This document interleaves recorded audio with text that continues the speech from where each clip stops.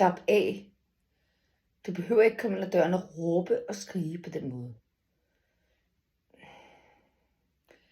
Shh, prøv lige at slappe af et øjeblik, altså. Hvem fanden tror du ikke, du er? Nå. Nej, ved du, jeg tror lige, jeg tager en cigaret, ikke også? Og så tror jeg, du trækker vejret. Oh my god. Stivstøjet, mand. Ja. Okay.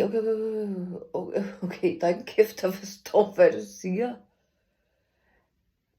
Hvad for noget? Om jeg har været hvad for noget? Ja. Jeg tror bare, du skal gå i seng, ikke? Ja, det siger vi så. Ja. Hej. Ja, sorry. Stivstøjet.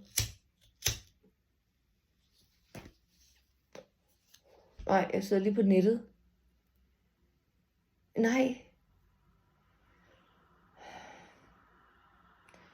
Er du sød og lad mig være i fred et øjeblik? Jeg sidder lige og optager faktisk midt lige live streaming. Nej, okay. Ja. Ja, og gå nu i seng for fanden. Tak. Det må jeg jo skylde, venner. Ja. Kender ikke det, når manden kommer fuldstændig stiv hjem? Han snakker og vrøvler.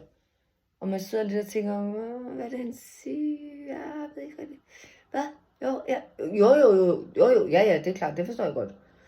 Jeg fatter ikke skid af det overhovedet. Men jeg tror, den er gået i seng. Ja, den er vist god nok. Nå, men hej, jeg hedder Mette Lok. Og ja, det var et monolog, jeg havde med mig selv. Der var ikke en kæft, en stiv stød eller noget som helst. Jeg har faktisk helt alene. Men jeg tænker lidt. Kunne jeg være skuespiller? Det tror jeg nok, jeg kunne.